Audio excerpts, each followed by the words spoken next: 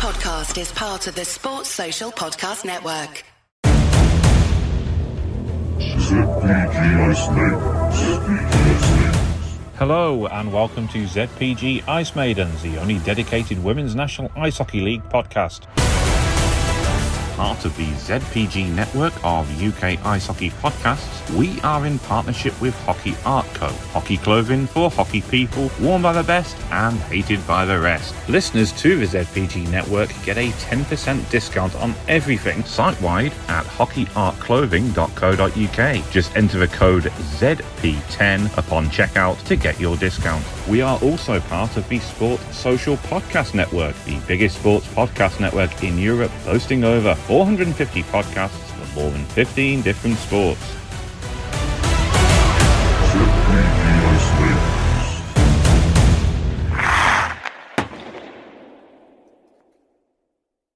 Welcome to episode 2 of ZPG Ice Maidens then, as we continue our new podcast. As most of you already know, I am Adam Mackman, and no doubt you have heard my voice commentating on games from around the WNIHL over the past 3 seasons. Ice Maidens is proud to support and promote women's hockey as we attempt to provide a platform to showcase all the talent from the WNIHL. We are delighted to have teamed up with a great hockey brand in Zero Pucks Given, and along with continued support from Her Game 2, we hope to continue raising the profile of women's hockey in this country. So, without further delay, let's get this week's show underway and the news from the past 7 days. Let's start with the playoffs and the teams that have now qualified. So the playoffs are only a couple of weeks away now, and we know the identity of all but one of the 17 teams that will be involved. Congratulations then go to Queen Bees, Solihull Vixens, Guildford Lightning and Kingston Diamonds in the Elite League, Swindon Topcats, Kingston Diamonds again, Bristol Huskies and the Firebees in Division 1, Caledonia Steel Queens, Telford Wrecking Raiders, Cardiff Comets and Cambridge Kodiaks in Division 2, and also to Whitley Bay Beacons, Sheffield Shadows and Chelmsford Rattlesnakes from the Under-16s League. The final spot will go to either Ice Bees or London Capitals, while Streatham Storm will be taking part in the Elite playoff with Swindon Topcats. England and the 13s have been involved in the Tournoi d'Orléans last week. The 2-day competition in central France saw the girls facing off against teams from across the host nation, as well as a formidable Dutch and Swiss select team. After the first day's play, the leadership group was announced, with captain being named as Ice Bees Grace Riley, with assistants announced as Emmy Kariainen and Eleanor Worf. The hardest worker hats were awarded after each games and were as follows. For Game 1, it was Abigail Ransom of the Ice Bees. Game 2 was Eleanor Worf. Game 3, Emmy Kariainen, and Game 4 was Ayla White. The tournament continued on the Thursday with another series of 4 games. The hardest worker hat was won by Whitley Bay pair Rebecca Goldring in Game 5 and to Violet Lennon for Game 6. Game 7 saw Grace Riley of the Ice Bees come away with the award, and in Game 8 it was shared between Bristol's Misha McBean and Sheffield's Olivia Bath. The full squad players and staff were pictured on the ice at the end of the tournament, where they came away with some well-earned hardware. Thanks to the team staff for all of their work and support right through the process.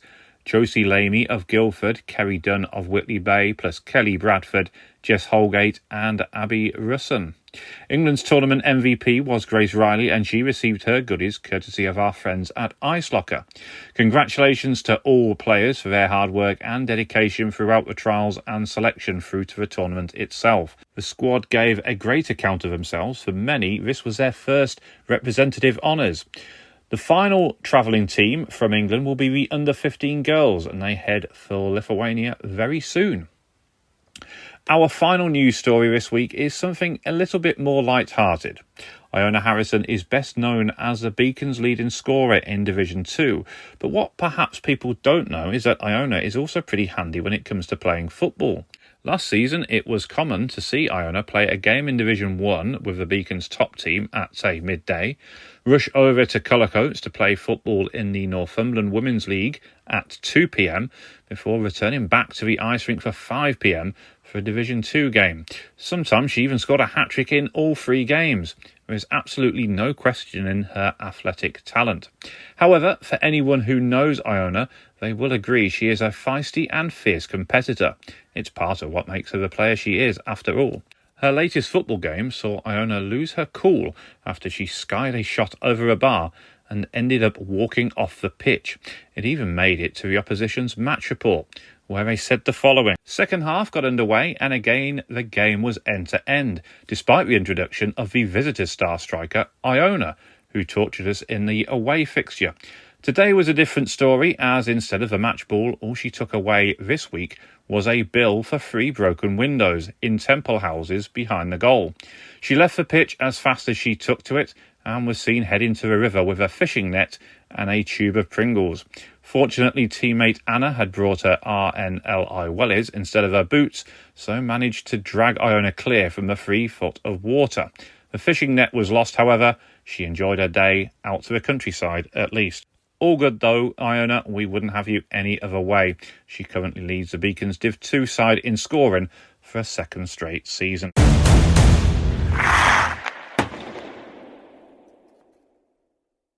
We had 3 games take place in the Elite League over a weekend, where each one played a major part on the final standings. Solihull Vixens finally beat the Kingston Diamonds this season at the 4th time of asking.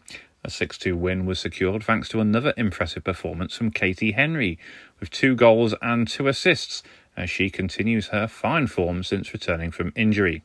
Captain Jodie Alderson-Smith posted a 4-point game with a goal and 3 assists in a performance that saw the GB captain move to 250 points in just 88 league games for the Vixens, which works out at something like almost 3 points a game, a truly phenomenal scoring rate and a fantastic achievement. Laura Horwood also posted a 4-point game with 1+3, while Alicia Potts and Maddie Wright were both on the score sheet too. Meg Burton grabbed 2 assists and also came away with the Player of the Game award. It was the Vixens' last home game of the season, and the win saw them move back to the top of the table by a single point, well, for a day at least.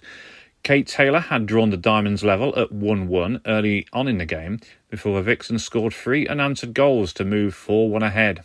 Despite a goal from Mia Forbes just after the midpoint of the game, Kingston were unable to draw back level for a second time, and the Vixens secured their 6-1 win. Youngster Emily Johnson made 54 saves for the Diamonds. The following day, Kingston were back on home ice when they took on the other title challengers, the Queen Bees. The Slough Bay side arrived with just 4 defenders and 7 forwards, but you wouldn't have noticed as they put in one of their most impressive performances of the season, and when they needed it the most. Having seen Solihull leapfrog above them the night before, the pressure was well and truly on, but they responded in the best possible manner. Ellie Wallace, who has been in excellent form recently, opened the score in 6 minutes in, but some smart saves from Diamonds goalie Georgia Ashton and an expert defensive display from Helen Emerson saw the scoreline remain 1-0 as they headed into the second period. However, 23 seconds into a restart, Lily Endicott made it 2-0. And, to be fair, the Swindon-born sniper was excellent throughout. Nora Egri scored just before the midpoint of the game to make it 3, before Rachel Cartwright netted just before the second break for a 4-0 lead. The Queen Bees were edging themselves to victory, but they simply exploded offensively in the final period, finding the net a further 7 times to claim an impressive 11-1 victory. Catherine Gale scored 12 seconds into the period, before Nora Egri netted her second of the game soon after to quickly make it 6-0. Diamonds could have been forgiven for throwing in the towel at that point, but quite frankly that isn't their style. They never stopped battling right until the end, with Lydia Lutwich a prime example, as she scored seconds later to cut the arrears. But seconds after that, Kingston found themselves on a penalty kill, and Rachel Cartwright wasted little time in converting on the power play for her second. Catherine Gale and Lily Endicott, the latter on a power play, both added to their tallies. leaving 4 players 1 goal away from a hat-trick. The question was now which one would get there first. It would prove to be Rachel Cartwright, as the GB International made a spectacular return after missing the last couple of games. Nora Egri would soon follow her as she bagged a hat-trick too, scoring her third inside the final minute of the game for what was another impressive performance for a Budapest-born youngster. After the game, I was able to chat with Nora, who had this to say. Welcome to Ice Maidens, where tonight we are catching up with Queen Bees forward Nora Egri. First of all, Nora, thank you for joining me. Thank you for having me. Absolute pleasure. Fantastic win tonight. So what was your thoughts on the game? I thought we played well, especially compared to the fact that we only had 2 lines and people pulled out last minute. So obviously that made it pretty hard for us. And also the fact that we don't really have many trainings, we only have once a week. So I thought we played pretty well compared to that fact. Yeah, to have, 4D and 7 forwards and come out 11-1 winners is that's pretty huge, yeah. Especially compared to the last time we played Kingston, it was a much different game. So it was good to have such a comfortable win. Yeah, absolutely, because Kingston really come on strong in that third and final period last time, but I thought Queen Bees really managed it well today. Yeah, I thought we played pretty... Bye! I thought we played really well today. Way better than we did last time. Yeah, and yourself, you got a hat-trick, so I mean, that's always a good thing, isn't it? Yeah, it was a very good game. Now, you've had a great season where you've scored a lot of good goals, so, I mean, you must be really enjoying your hockey right now. Yeah, I am. I like the change to Queen Bees this season. It was a huge change, and they're a very good team, and I feel like I fit in pretty well with them. Yeah, obviously Talia and Ellie on your line, so how's that been working for you? We only have been on the same line for the past couple of games, but I thought we played pretty well together because we seem to have such a good connection. Yeah, well, you can see that on the ice. With Diamonds losing to Solihull yesterday, I put the Vixens back top by a point, but then coming out and getting that result tonight, that's a big statement, isn't it? Yeah, it makes our game next weekend such a huge game, so that if we win, then we win the league, which makes it very exciting. Yeah, you're so close now. I guess you just got to get it out of the way now. Yeah, hopefully we will, and then we win the league, which would be a huge achievement for this team this year. It really will. Now you've been involved with the Queen Bees, as I say, last season was a playoff success, so hoping to get the league done, and then obviously you can focus on the playoffs again. Yeah, and hopefully win the playoffs as well. That would be nice. Obviously you're involved with Swindon as well. Yeah. So you're going to be busy in a couple of weeks' time, aren't you? Yeah, it definitely will be. If everything goes according to plan, then 5 games that weekend. So it's exciting, 5 games. It really is. Well, Nora, thank you for joining me and wish you all the best of luck with all those games. Thank you very much. Nora Egri there, who continues to impress and I'm sure has got a bright future in the game. Amelia McGinley was named Player of the Game for the Queen Bees, which actually speaks volumes when you score 11 goals and your goalie gets the Player of the Game award. The other Elite League game of the weekend took place in Guildford, where the Lightning hosted the Streatham Storm. The visitors were extra fired up after their points deduction was upheld, and knowing their opponents were one of the sides to benefit from the decision. However, they were unable to prevent the Lightning from taking the lead in the first period through Izzy Zizynska. Storm were able to draw back level in the second period when an Izzy Whiteley shot from the point was tipped by Lucy Ebbinger, who was also doing a good job screening Marley Easton for Gillian Fales to put home at the back door. The South London side were able to kill off our 5-on-3 Lightning power play, but a turnover on the blue line inside the final 3 minutes saw Beth Hill net the winning goal after she stole in alone. Naomi Healy put in a great performance in the Storm goal, making 34 saves, while Marley Easton continued her strong form with a 22-save performance for the Lightning. The result means whatever happens in the game this coming weekend, Guildford are confirmed as finishing third, with Kingston fourth. Whitley Bay Beacons, despite not playing this week, are guaranteed to finish fifth, and therefore book their place in the Elite League for the 2024-25 season, a tremendous achievement in what is their first season back to the top flight. I'm sure they won't mind not being at the playoffs at Sheffield, as it means they don't have to play in the promotion-relegation decider. That is now going to be Streatham's fate after their defeat in Surrey. Although they were deducted 4 points, even without that punishment, the Storm wouldn't have finished in the top 4 now anyway. Defeat to Solihull and a Beacons win at home to Kingston this weekend would see Streatham 4 points adrift at the bottom, meaning the points deduction wouldn't have made a difference there anyway. Of course, the main item still outstanding is who will be crowned league champions. Queen Bees hold a slender 1-point lead as they head into the final weekend of the regular season. A win at Guildford on Saturday would see them crowned champions for the first time since 2019. But a failure to win and a better result by Solihull in their game at Streatham the following day would see the championship trophy remain in the West Midlands for a 4th straight season. Things could not be any closer in what has been the most exciting championship battle in years.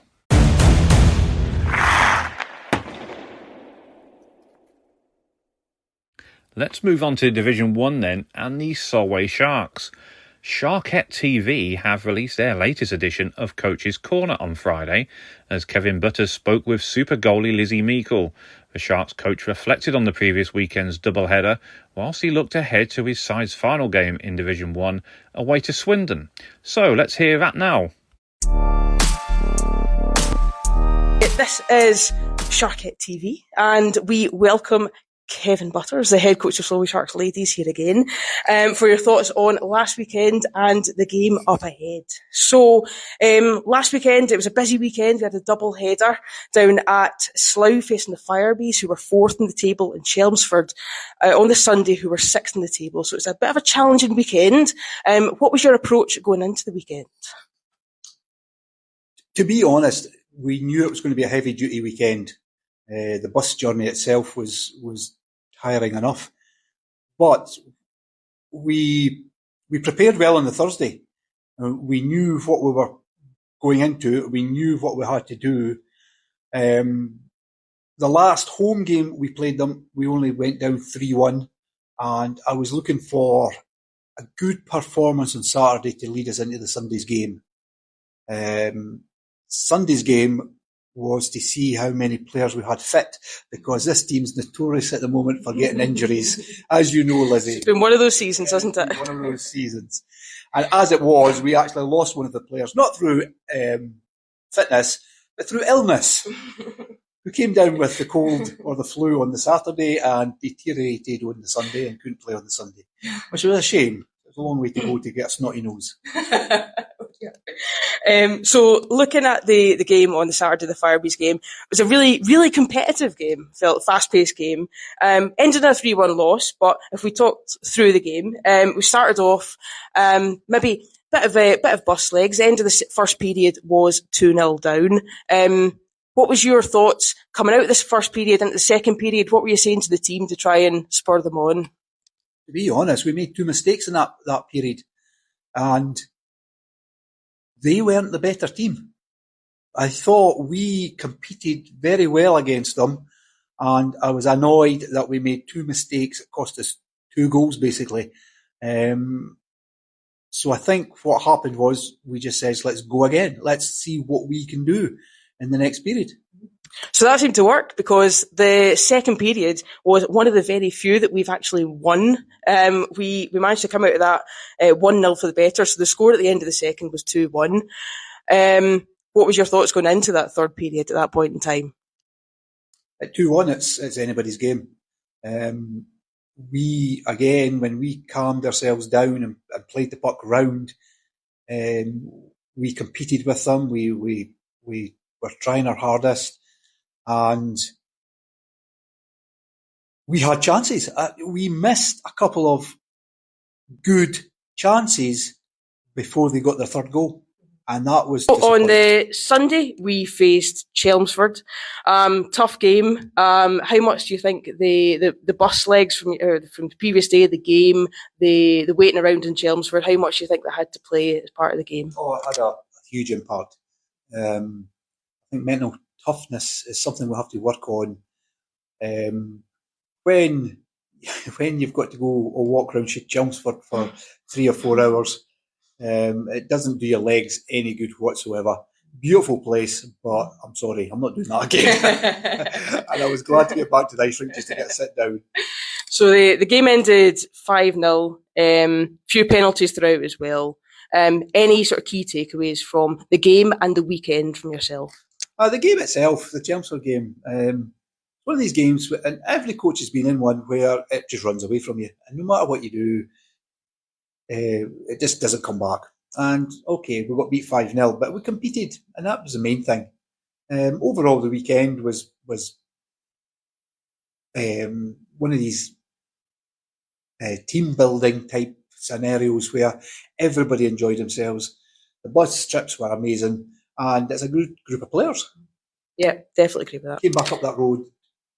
All right, well, we're disappointed we lost games, but everybody got ice time. Everybody played really well, and we look forward to the next game.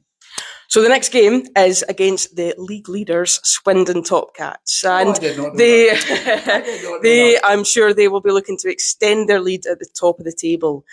How would you approach this game, or how do you intend to approach this game? Well, I think we played Swindon down here, and we gave them a run for the money. I think actually we went in the lead, didn't we? We started in the lead, yes, we did. 2 goals, yeah. I think you might find it was 3. Is it 3? Okay. I'm more focused on defence. And then the legs fell off. But hey ho, league leaders, they deserve to be where they are. They've got a good squad, and we will do our best. What more can we do? And we'll see what happens. They might decide they've won the league and got enough points. They might play their under-16s against us, which if they're watching this, please do. I don't think so. I think they're out to win the game, and I think we'll do our best and compete as we've always done in every single game, and we'll see what happens. Okay. Thank you very much for your thoughts, Kevin. See you. We'll see you next week for another rundown. Thank you very much. The final one. No, because there'll be a season summary after that. All right, cool. The game at the Link Centre saw Swindon claim an 8-0 win, which confirmed them as Division 1 champions, and they will now face Streatham Storm at playoff weekend for a shot at promotion. Ellie Wallace, Lily Endicott and Amelia Williams all netted twice, with further goals for Nora Egri and player of the game Joy Scott Russell. Miley Dracy, Natalia Rolder-Merck and Emma Comer all got assists. So the season comes to an end for Solway, and it proves to be a very difficult one, with a step up in the level. But the team gave their all and never once gave up. From what I have heard from the players, they have enjoyed every moment of it and knew it was always going to be something of a learning curve. The team are already looking forward to a return to the second tier at the earliest possible opportunity, with Lizzie Meikle going as far as to say she enjoyed playing against players of the calibre of Ellie Wallace and Lily Endicott, and what a season and experience it has been. Then she went on to add that she hopes to see all those players again for the 2025-26 season, but until then, Division 2 get ready, firing a warning of intent as the Sharks look to bounce back at the first attempt. I, for one, hope she is right. I have been lucky to call some of their games over the past couple of seasons, and they truly are a great bunch. Lizzie is an outstanding goalie, and perhaps one of the most poignant moments of the season came right at the start when the Sharks played their first Division 1 game away to the Nottingham in the Panthers Motorpoint Arena. Just a few short years earlier, Lizzie was kitting up in the ladies' toilet and training on the small ice at Ayr, so her journey to reach that point has been incredible. Firebees took on Chelmsford Cobras in Slough on Saturday, with both teams looking for a win in their fight for a playoff spot.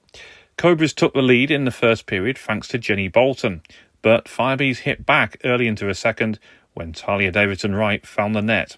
It was all to play for in the final period, with both sides creating multiple scoring opportunities. The Firebees scored what proved to be the winner midway through the period when Sophie Games scored another big goal, one which has confirmed her side spot at the playoffs. Lauren Ralph was named player of the game for Firebees, with Cody Duguid taking home the award for the Cobras. Firebees have completed their regular season schedule and are now 6 points clear of Chelmsford, with the Essex club only having one game left to play. Both sides have taken points off the top teams this season, and it was always going to be harsh on the side which missed out. However, Firebees have been in the top 4 all season, so perhaps were deserving of a playoff spot. If Chelmsford continue their form into next season, they will be a major contender. Sheffield Shadows had a productive double-header with a 1-1 draw at Bristol, followed by a 2-1 win over a much-depleted Swindon Topcat side.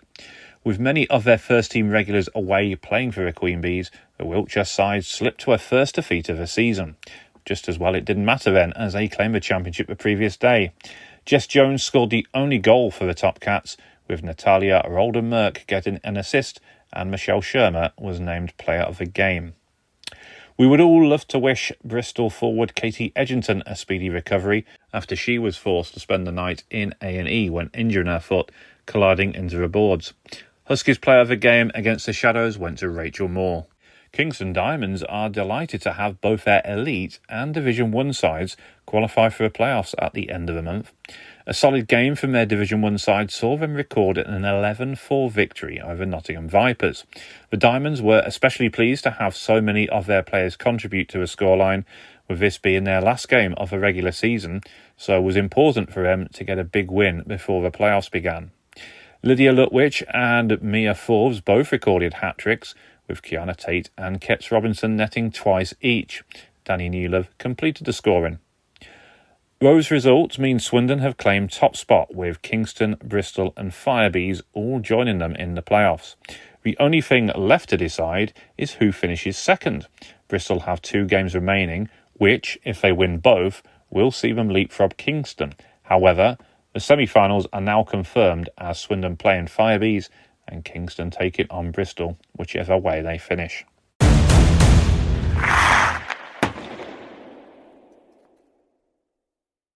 Division 2 North has long since been settled, but 3 entertaining games did take place at the weekend. A short-benched Sheffield Shadows team travelled north to face the Whitley Bay Beacons and quickly found themselves 3-1 down by the end of the first period. Iona Harrison, yes, that Iona, who we mentioned earlier, gave the Beacons a lead 8 minutes in before the Shadows equalised soon after. However, the South Yorkshire side were only level for less than a minute before Iona restored the Beacons' lead.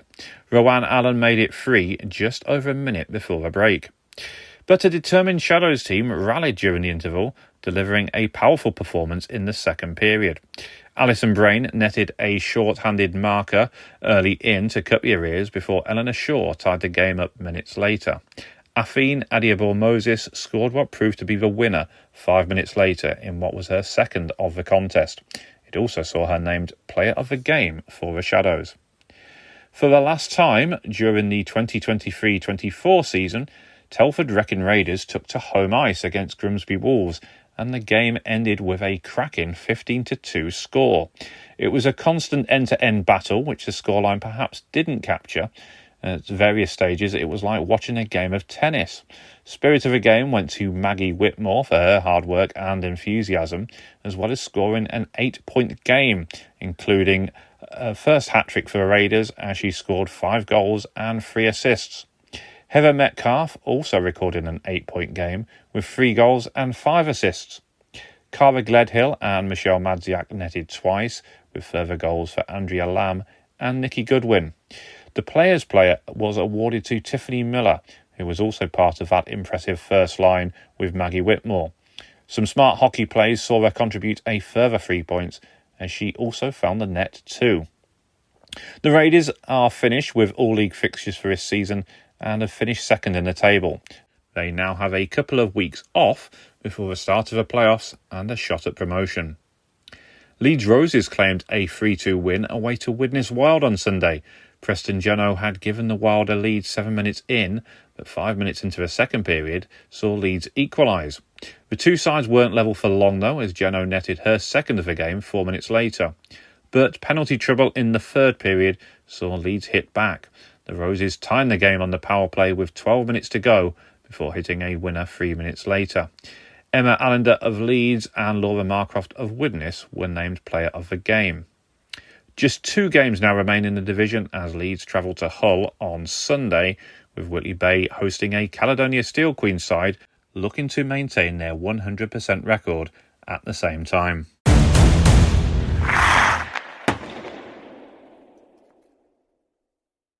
In the south, we had 5 games take place, with Ice Maidens streaming a close and thrilling game between the Coventry Phoenix and the Peterborough Phantoms.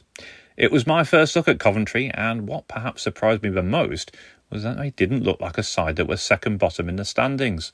Their top line of Lucy Forrestead, Becky Lynus and Sophie Gallen brought a lot of energy and enterprise in play, while the second line of Alice Rofney, Jennifer Adams and Victoria Brentville combined brilliantly to give the Phoenix an early lead and one that they would hold for nearly half a game. Rofney's pass out to the right wing was fired at net from an almost impossible angle, but Brentville got enough power on the shot to squeeze home past an excellent Katie Plum in the Peterborough net. Ellie Jo Cole was incredible at the other end of the ice too, stopping 41 shots as she seemed to repel almost everything Peterborough threw at her. Supported by her four defenders of Sarah Powell, Nikki Blower, Maddie Stevens and former Solihull vixen Sarah Bagnall, the home side continued to frustrate their strong opponents.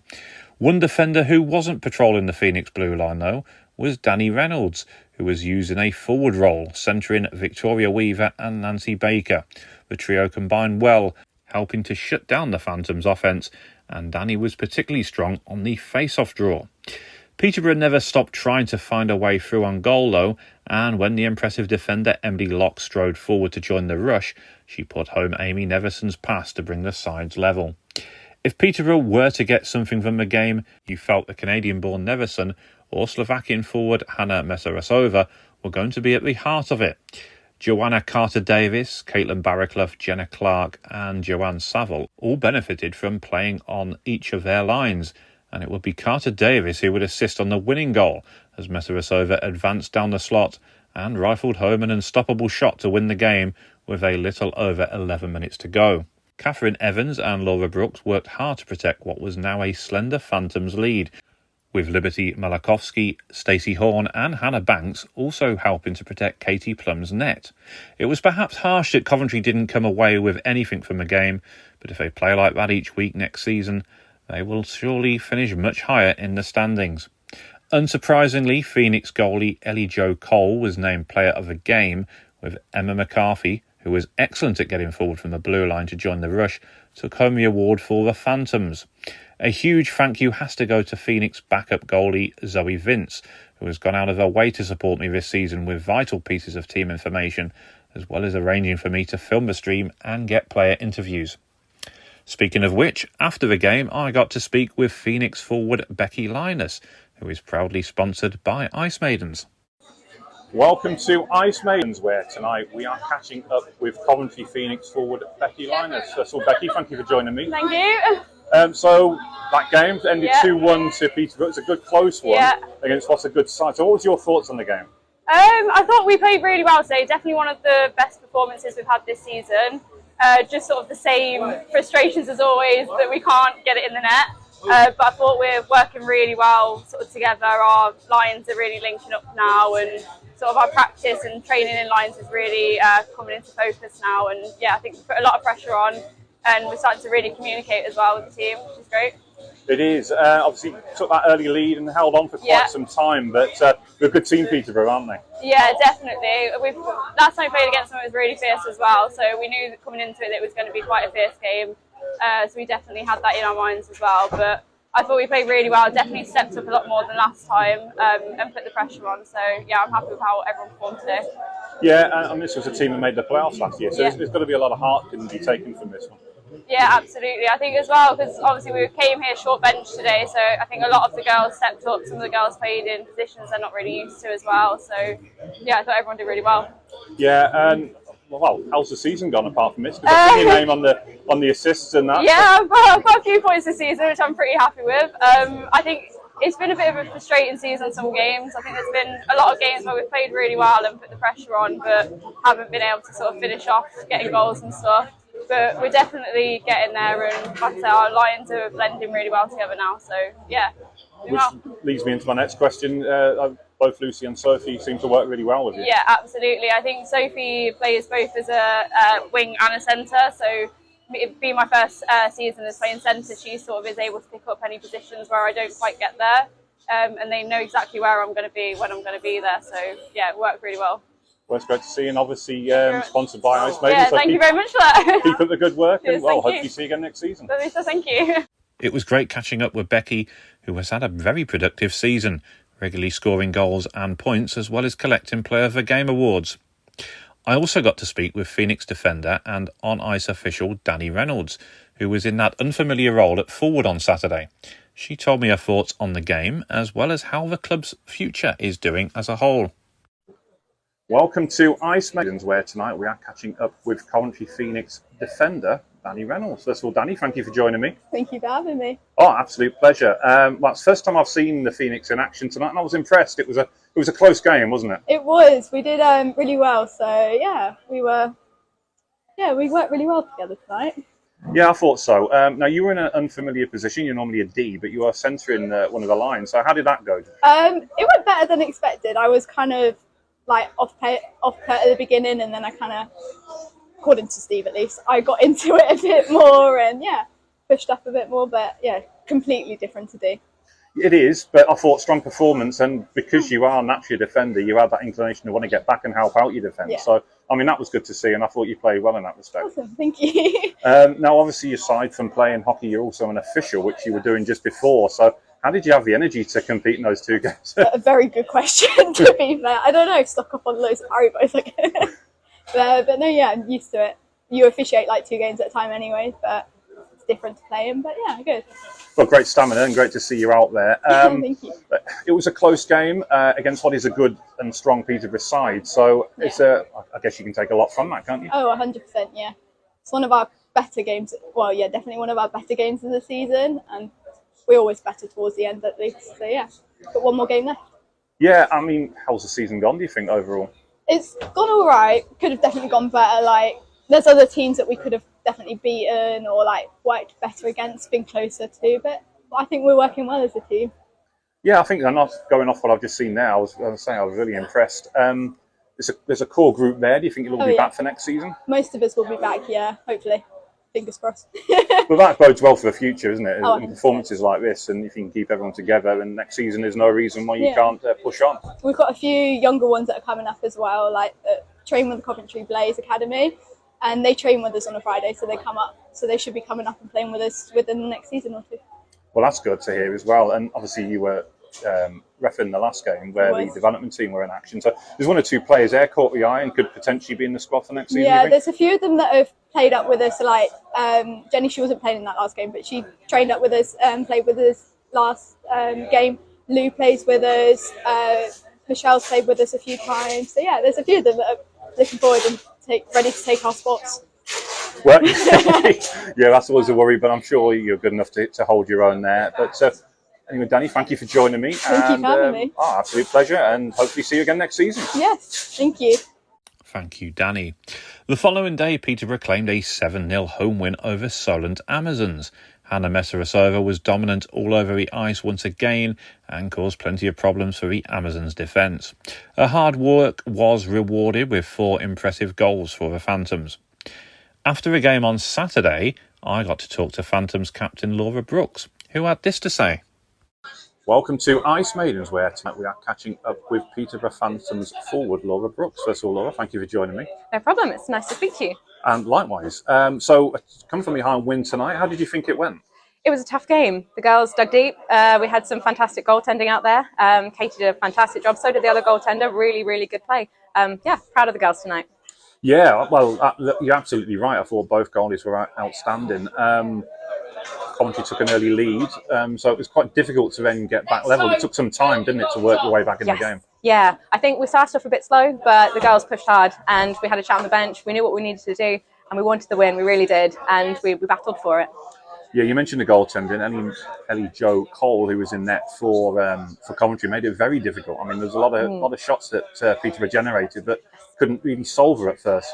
Yes, yeah, we kept trying, keep pushing. That's all we can do, and they did their best. The netty was very good, and we managed to get around her a few times, but not as many as we would like. Yeah, obviously that goal that equalising goal, I should say, coming right at the end of the second period. How crucial was that when it came? I think it was pretty crucial. We needed to level the score. We wanted that push. We needed that motivation, and we got it. Yeah, and obviously the winning goal, a bit of magic from Hannah, which, I mean, she does pretty much every week, really, doesn't she? Yes, she's fantastic. She's a fantastic player, good team player, and, she's an important part of our team. Yeah, absolutely. And you mentioned again your own goaltender from Katie Plum. I mean, again, Coventry really brought the game to you. So there's times where she came up with some really big saves there. Yes, yeah, she's a fantastic goaltender. Really proud of her tonight. She pulled out some fantastic saves, like you say. Absolutely. Now, obviously, unfortunately, Peterborough missed out on the playoffs this season. But overall, how do you think the season's gone? I think we started off really strong, and then we faced some incredibly strong teams. Cambridge are new to the league, and they've had a really fantastic run. Same with Cardiff; they're a fantastic bunch, and we did our best over in Cardiff and same at home. And I think we've done absolute best of the season. We've had a lot of injuries, a lot of changes, and we've come out as best as we can. Very proud of our head coach as well, Ross. He's done a great job. Yeah, really proud. Yeah, absolutely. Having been to the playoffs last season, does that give you a taste for it to want to get back there next season? Absolutely. We are ready to come back strong. And this season we are rebuilding and we're going to do the same over the summer and we're going to come back really strong. Well, best of luck with that and hope to see you again next season. Thank you very much. Thank you, Laura. Cardiff Comets came out strong against Slough Sirens on Saturday, with all four lines in action against tough opponents. The first period was all Comets, however, with an early opener from Liv Taylor just 42 seconds in from a pass from captain Jordan Phipps, which set the tone of intensity for the first period. Some strong work behind the net, along with solid net front presence, paid off again for Cardiff, with a goal from Maddie Davis from the corner of the net from Phipps at 5:29. Liz Shackley also found the net with support from Amy Cannon, shooting from the slot and picking up her own rebound. The period closed at 4-0 after a rocket of a shot from the blue line by Gemma Kelland.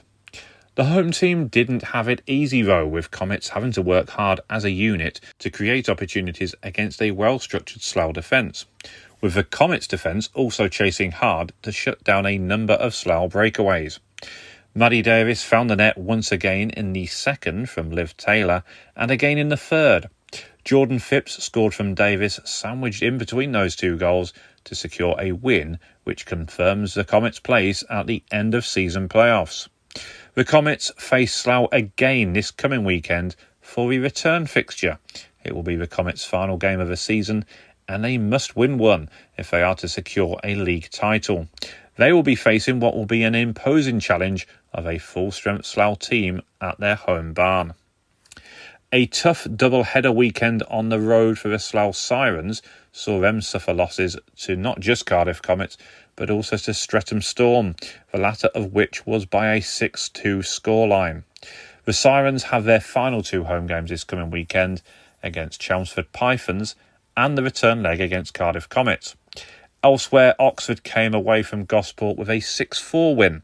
Selena Payne was named player of the game for the Amazons, as they have now completed their season. Amazons, though, have just announced they will have a lot of exciting news coming over the off-season, so keep your eyes peeled for that.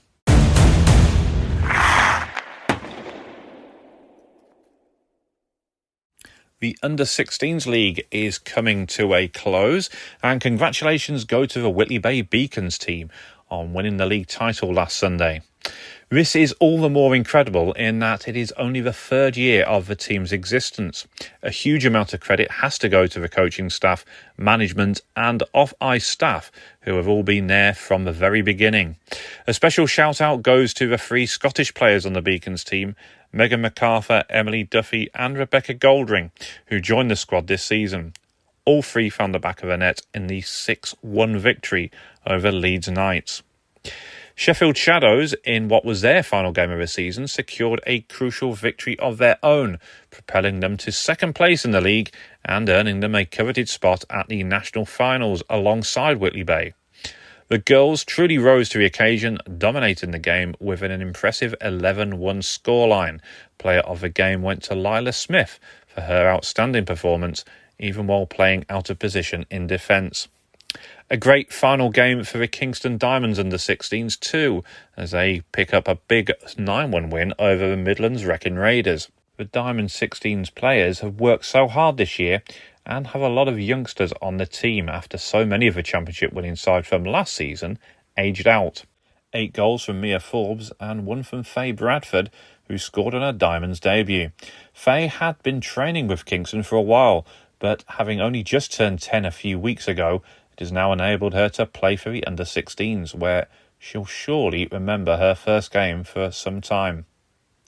It was a bittersweet moment for 3 of the players, though, as Mia Forbes, Emily Johnson and Izzy Oswin have all played their final under-16s game.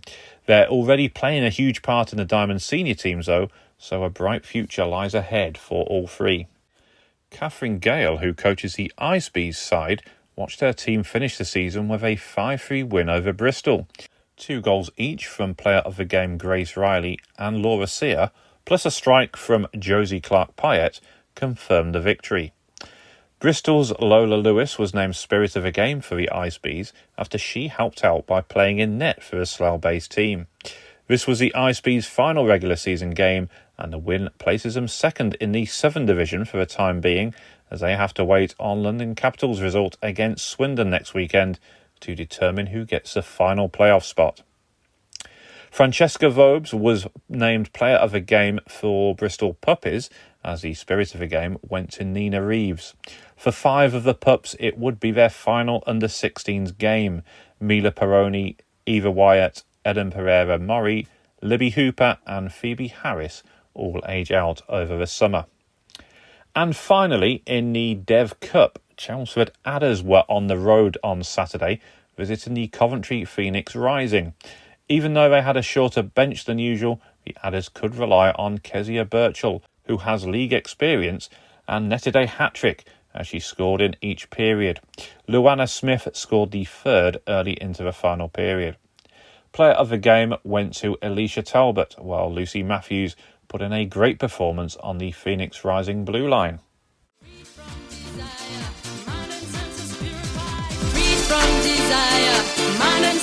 That's all for this episode. Thanks for listening. See you next week.